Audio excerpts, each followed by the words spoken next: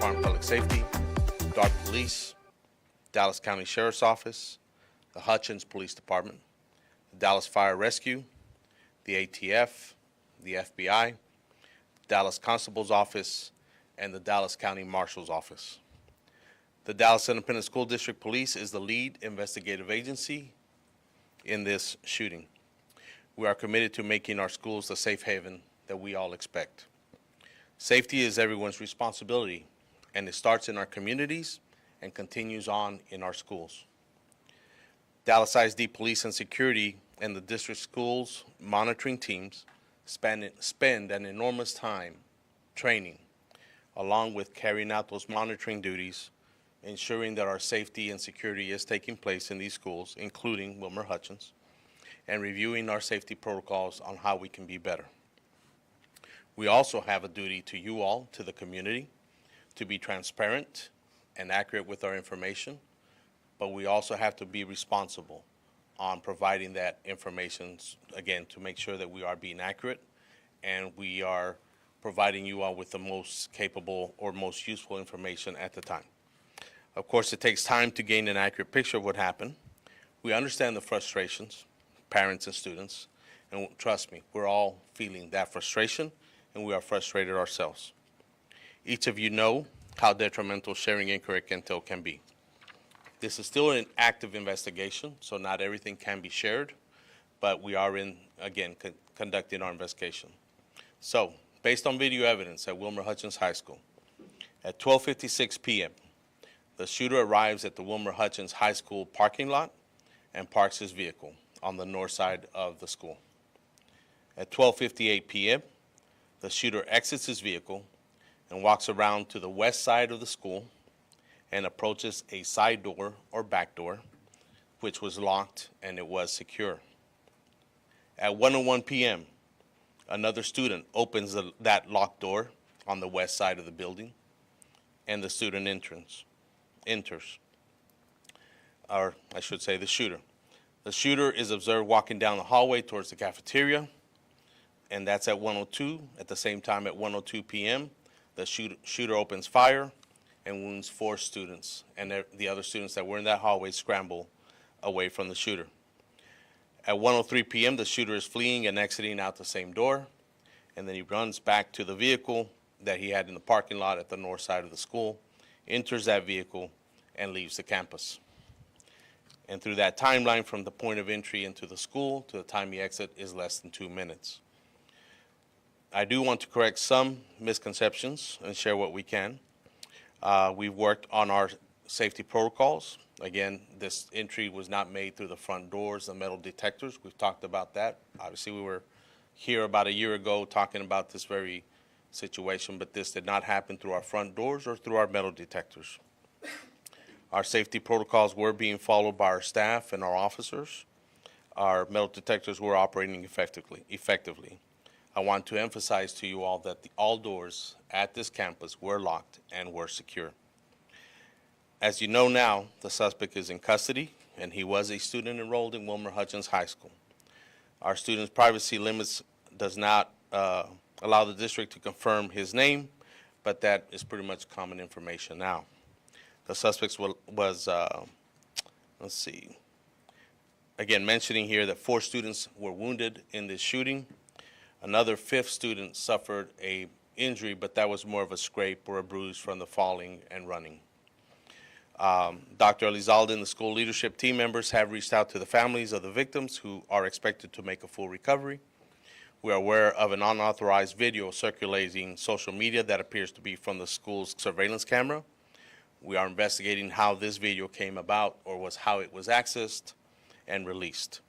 And at this time, we cannot fully confirm or cannot confirm validity of the content. At this time, our Wilmer-Hutchins High School will remain closed. It was already going to be closed on Monday. Our staff will return on Tuesday, and we expect our students will return on Wednesday unless the superintendent and our staff or cabinet members decide otherwise. With that, I'm going to open it to you all for questions. Why did you wait for 4 hours? Sir. Can you tell us why did the district wait for 4 hours to tell the public that the gunman was on the loose? Yes, ma'am. So in these situations, first of all, we're dealing with a very large high school. Our protocols are very simple. We go in to stop the killing, stop the dying. It's written in law. It's written in our policy. Once we've established that, we're rendering aid, ensuring we get the students out, and then we start sweeping the school. So by the time we finish with all that, then we're getting information. This is the potential shooter. Usually, with all these situations, there's always a second shooter, real or imagined. So by the time we're getting all this information, when we established that we had information, we sent out teams to go find him. At the time, we did not feel that we needed to put out that information. Maybe it was slower, maybe it wasn't. But it wasn't going to exactly do a public good to put it out immediately. We also didn't really have a good description. We had a name. Actually, we had several names. But that being said, we sent out our law enforcement teams to go find him. I'm gonna take one here and in the back. Yes, ma'am. Sir, your team has said that this gun was not brought in during normal intake hours. What are normal intake hours, and are there only metal detectors at the front doors and not anywhere else in the school? The protocol at the school is they come in through that front door at intake hours and after intake. So in other words, once the bell rings and school starts, the intake, the late arrival as we call it, is at the front entrance where there are metal detectors. The protocol is everybody comes in through there. Again, it's in our practice, in our student conduct, that those doors are not opened when somebody's outside at the other doors. So if the doors were secure then how was that student able to just open the door? It's got a push bar, right? We have to have those doors available to be open from the inside because of fire code. Would you describe what secure means? Sure. More explicitly. So secure, it just means it's locked and it cannot be opened from the outside. They can be opened from the inside, like any doors that you see, probably even in your own building, where you just push it open to go out, but that's in compliance with fire code. And so why are there not metal detectors at other doors? You started this press conference, you mentioned frustrations. Can you share what some of those frustrations have been? Sure. We've worked very hard. As you all know, again, we were having this conversation a year ago. And what I mentioned to you all when we were talking or being interviewed, we talked about safety protocols, the things that we're doing. We did those things. I'm here to tell you, I believe because we did those things, that gunman was not able to get in through the front doors, knowing that we are doing our baggage checks. We are working through our metal detectors, these brand new metal detectors that we bought. We do sweeps, we do audits, we're doing all the things that we're expected to do. And what's frustrating is that he was able to come in through another door that, yes, we patrol and we sweep that as well, but like everything else, we're not able to be there right on that spot every single time, and there's a lot of entry doors into this high school, like many high schools. I'm gonna Give me a second. listen, I'm gonna make sure we have everyone's questions answered, but we'll start here, I'm coming here, and then you. That'd be great, yes, yeah. ¿Enfrentará algún cargo el estudiante que abrió la puerta? Ahorita para ese estudiante que abrió la puerta, vamos a hacer las policies del distrito en esa persona, pero también vamos a buscar a ver si hay cargos criminales. So, ¿Saben quién es? mándeme. ¿Ya lo identificaron? ¿Quién fue? Sí, señor. Yes. So what they asked was, is the student that opened the door facing criminal charges? That student did violate code of conduct of our handbook, so he will face administrative penalties. But that is also incorporated in our criminal investigation, and we'll determine if there will be criminal charges. One right here, back there, green shirt. You mentioned we were here a year ago talking about an incident at this same high school, and the superintendent said we're going to do everything to make sure this doesn't happen again. Now that it has, what would you say to parents who don't trust their students will be safe at the school? Well, first of all, we recognize that feeling. We understand. But second, we've been working on these protocols continuously. It's not ever stale, right? What you will see different is, as we continue through the school year, is more police and security. We're increasing staffing. We're also adding school leadership. But in the meantime, that's the front end. We want them to be assured that we are keeping it safe. But at the same time, we're going back to the drawing board and what else can we do through technology, through personnel, through our procedures, and our processes of how do we enhance this. Plus, the other part is we have a large student body there. How do we incorporate them better in the safety and security? I'll give you an example. We just recognized a fourth grader 10 days ago or maybe 2 weeks ago for recognizing at another school that somebody was trying to come in through the back door. A fourth grader recognizing this person shouldn't be allowed in and goes tells an adult. Here we have somebody much older, and I get it, it's the teenage ways of thinking, but we have to keep emphasizing that we're all responsible for that safety. Okay, I'm gonna go right here. I'm going right here, and then green shirt. Mándeme. Están nerviosos de enviar a sus hijos a clases. Algunos dicen que no quieren regresar el miércoles. ¿Usted puede garantizar que la seguridad en las escuelas del Distrito Escolar de Dallas es la adecuada? Y doctora, una pregunta para usted también. Padres de familia indicaron que no fueron notificados de lo que ocurría en la escuela. ¿Cuál es el protocolo de notificación para los padres? Yeah, so sí, vamos a garantir que vamos a estar ahí y proteger la escuela. Porque ahorita estamos en el medio de testing y queremos que sepan los padres y los estudiantes que van a estar, la seguridad está ahí. Como le digo, ahorita estamos haciendo todo lo que podemos antes de esto y también ahorita y después. Green. Yeah, we've obviously already invested in metal detectors. This is another instance similar to one where shooters are getting in through side doors. I mean, how do we prevent this from happening? This could have been a lot worse. Absolutely. I can tell you that there are metal detectors there, but we don't allow intake there, right? We've even talked about putting sensors on the doors. Can you remove the handles from the outside of the doors? But, there's a fire code, and that's a balance. And we run into that with DFR inspections to ensure that there's an ability, if we have a fire alarm happen or an actual fire, they have to be able to get out. We can't go back to the days of chaining those doors and nobody can get out, nobody can get in. And that's the balance that we're facing. After Santa Fe, I'm gonna go right here. We've already gotten to you. I'll get here and white, and Yes, we'll try ma'am. to circle back. Yeah, after last year's shooting, Superintendent Elizalde pointed out the vulnerabilities of the many doors in the school, and so that you would work with the school to identify those and conduct an after-action review. What were the results of that review? And did anything change? Well, again, those doors remain locked. I can tell you, without getting way too deep into it for safety and security, our maintenance staff conduct sweeps of those doors to ensure they're locked. We actually get penalties from the state, or at least through their audits, if they find that a door is not closing properly.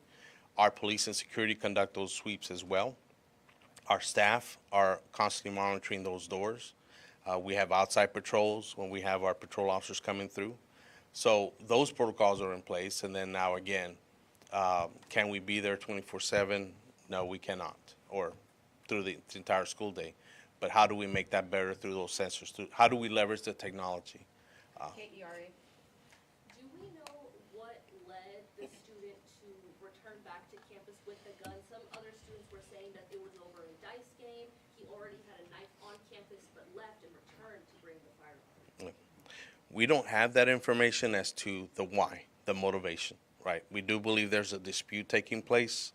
Obviously, there's social media that he posted articulating his thoughts, and we are looking into that. But to officially tell you the why, we don't have that at this point. Testigos nos dicen que dentro de esta escuela hay una disputa interna entre pandillas estudiantiles. ¿Ustedes tienen esta información y la pueden confirmar? Sí, señor, sí tenemos esa información de las pandillas y esa es parte de la investigación. Como preguntó, qué es el motivo que está pasando. Y no sabemos si es directamente la pandilla o si es más entre las personas.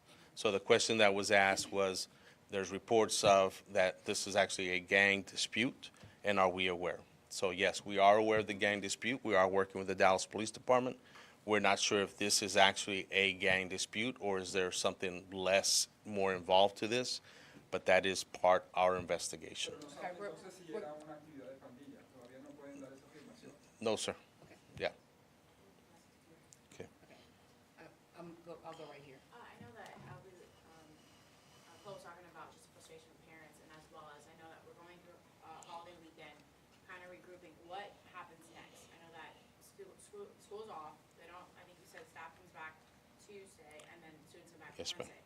So what do we do now? Like, what happens So on the front end, you will see, again, a larger police presence. The superintendent has made decisions to bring in other school leaders into the campus, as well as additional staff, so that we can increase our presence, so that we can establish a stronger presence around checking the schools and providing support to the school.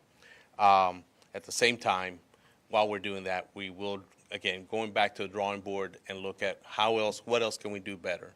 The buzzers on the doors, right? And then if that happens, how do we react to it? You know, most of y'all know I served 30 years, almost 30 years with the Dallas Police Department.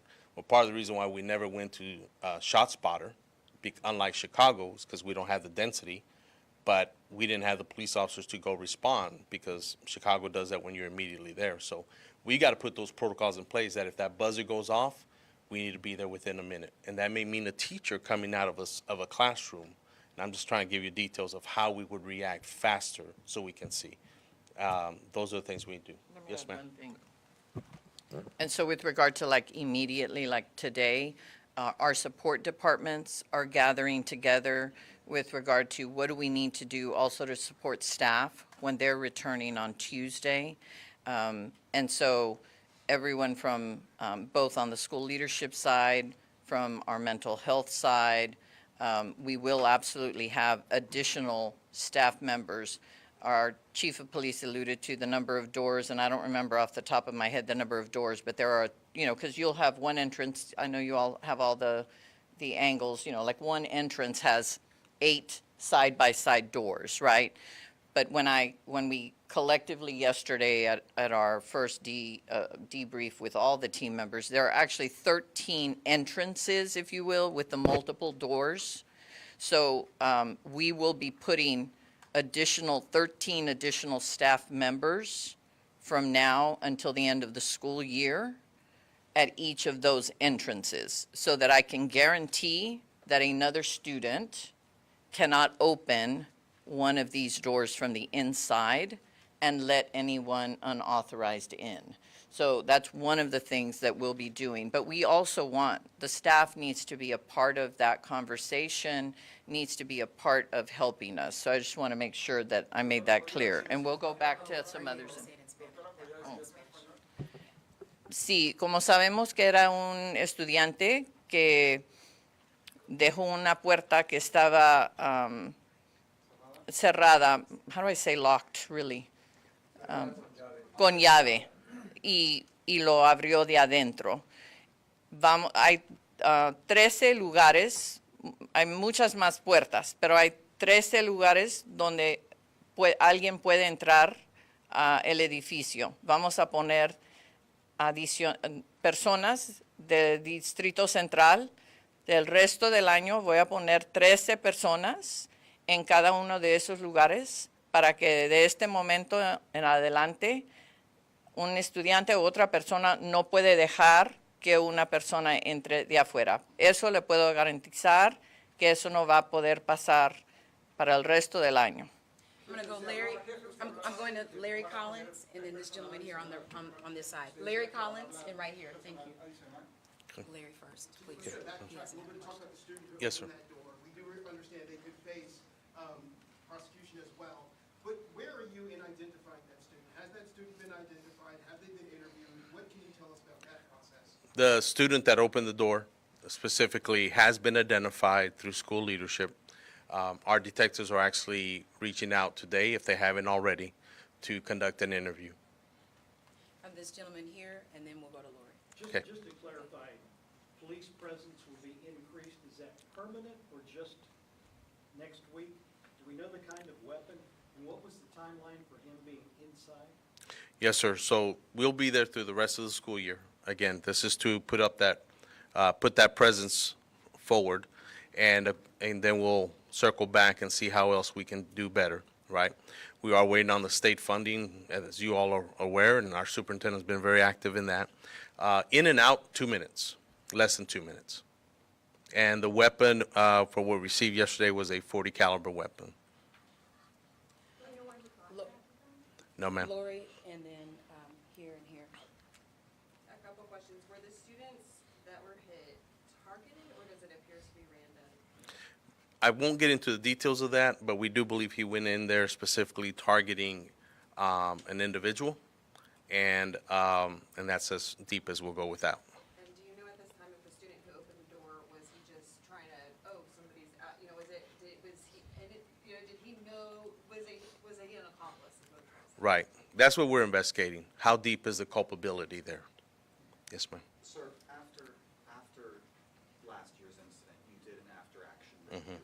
Did that after-action review identify these 13 entrances around the school as a potential vulnerability, and did you take action then about this? We did, in that we were very aware that there's multiple doors. You know, you look at all our schools, right? Any high school or middle school, everybody has a lot of doors. What we consider, again, was doing the constant sweeps and checking the doors, making sure that they remain locked. We recognize that we cannot be posted at those doors or those different sets of doors all the time. But now with this incident, we go back and say, okay, what else can we do? That's our responsibility to our students and to our faculty and to our community. Will you add, though, that what we did do is we have cameras at each Yes. of those? Yeah, so we did upgrade our cameras. Thank you, Superintendent. We did upgrade our cameras, and we also have a security operations center that we also use to help us in these incidences or to monitor. And that's because of last year, of the last incident, you upgraded the cameras there? Yes, yeah, well, part of that in the bond package, and that has helped us.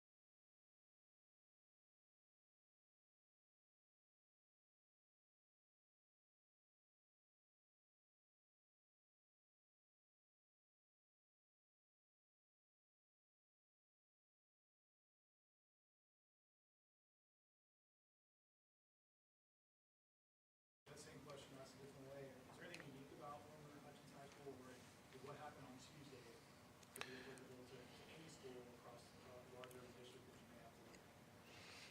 No, but again, David, as you know, I've served almost those 30 years with Dallas Police Department. Our community there goes through a lot. And this is our obligation to them, to protect them, to safeguard, to make it a safe haven. I mean, there's a lot of good students there, really. The programs that are offered there, the college career, military readiness, so many of those students are there just for an education and to elevate themselves, just like we want, and we want for our own children.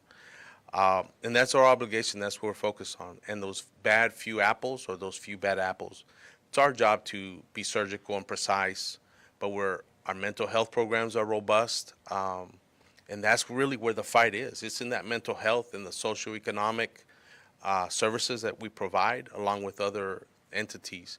That's how we prevent school shootings. We got to connect. You know, one of the theories out there, or maybe it's reality, the way we prevent school shootings is by having a student that can connect to at least one person, whether it's a teacher, a police officer, another student, a football team member, or a chess club member, anything, so that they feel connected. And that's where the bottom line is for us, not just the law enforcement side, but through our school leadership and police department. What's unique about this police department compared to Dallas Police, where I served, was so we have an opportunity to do much more, and that's what we've been working on. We're gonna do this last question here. Yes, sir. Chief, in the immediate aftermath, we talked to students who said that their teachers leapt into action immediately, locking doors, telling them to hide in the corner, and saying that they would stand in front of their students if the gunman came into their classroom. Absolutely. What do you think hearing that, and are teachers trained to do that? Yes, sir. We go through that training every year. We talk about it. We have the Raptor alert. We have all these protocols. That is key, because in a real sense, they are the first responder, right? I mean, we did have a police officer on campus and a public safety officer, and they have a job to do. But our teachers, as you said, will do everything they can. Again, we have amazing teachers, amazing staff, but they are part of that front line, and it's our obligation to them to not only keep them safe, but to train them when things like this happen. Let me just say some closing words. This is, certainly all the questions you all are asking. I hope you all recognize those are the very same questions that we ask ourselves. And it is absolutely tragic when the students, overwhelming majority of our students who show up every day at this school, are working so that one day maybe they can be who you are. So they can be a reporter, so they can be a teacher, so they can be a fireman, a police officer. And our students, there are some students who are dealing with a lot of things outside of the school. And we also know that it is still our responsibility to do our very best. Those doors, I just need to reiterate, those doors by law have to be able to be opened from the inside, because you all would be right back here if some other tragedy occurs and those doors were not able to be opened and kids and adults needed to exit. So while there are certainly many things that, again, we will go back and we will look, this is an instance where someone had something they were intent on doing. While we can't give specifics, what appears to be clear is that this was not random in terms of the intent. And again, the culpability of the other individual that created the vulnerability is still under investigation. And so our law enforcement will take that lead. Our teachers, I also heard from our students, from our parents, and how the teachers immediately did their protocols, put the doors on lock, put the kids behind their desks, and stood in front. Those teachers did all of that to ensure that all of the students were safe, and that puts themselves at risk. So there is nothing that a district member wishes we could figure out. If we knew exactly how to solve this problem, we would solve it. It's going to take all of us. And yes, there are absolutely things we could do better. Please note that the first thing that we did was ensure that the kids that were injured were rendered aid immediately, and that we were sweeping the school to ensure that the shooter was no longer there. Was it only one shooter? It's very, very complex. And we appreciate your all's patience. We want to give accurate information. We want to be transparent. You all have experienced with other recent events what happens when information gets out that isn't accurate. And so it's very, very challenging to try to get as much information to you as possible. And this is a very, very heavy feeling for everyone, but I also want us to remember it cannot be heavier for any of us than it is for our families, for our students, and for the staff of that school. They have endured. And so we're going to put additional staff members there, from central office staff members to additional police presence. And I want to reiterate, since there are 13 different avenues of multiple doors, we will have staff that will be there for the last 23 school days throughout the entire day. It's not just going to be when the students arrive. They will be there the entire time that the school is in session, so that this one vulnerability that we now see, we can do something about that from now until the end of the school year. And we also know it's something we're going to have to consider, that the entire state, the entire country has to consider at every single school, because Wilmer-Hutchins is not unique in terms of how many doors you have. So thank you very much. Thank you. At this time, we won't take any further questions. We're going to wrap, but we appreciate you for coming out, and thank you again for your patience and understanding. Feel free to reach out to our team members who, if you have additional questions, will be standing by to help provide clarity as needed. Thank you so much.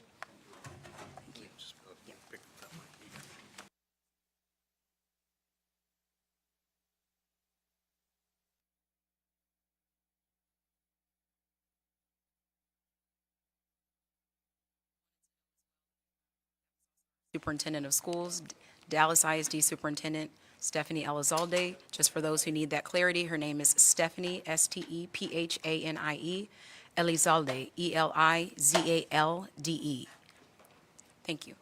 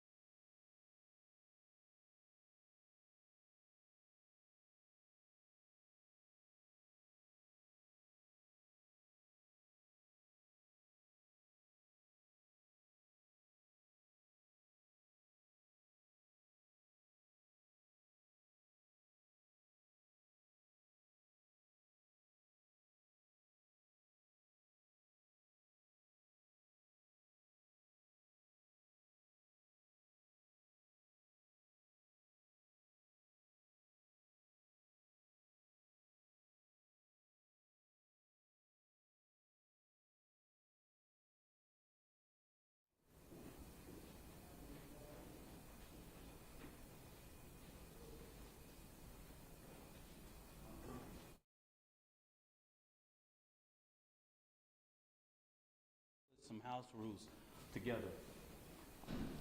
If we can swing over here and swing across the wall, we have security that are here in the building. We have a blended of Dallas Police Department and security for the Next Generation Action Network. Let me make this very clear, because I say this unapologetically. The Next Generation Action Network has never played with the safety and security of anything. We don't play those type of games, all right? we like to, whenever we're doing a protest or anything, everybody in the media know we don't play when it comes to safety and security. So we're going to ask one time for it, and ask you to slide over just one time. We're not going to ask anybody something twice, okay? I will make sure that the safety of this family is ensured. It won't happen on my watch. I just want you to know so that you can quote it. If we have to ask more than once, just know that's coming at the direction of me. You can quote me on that, all right?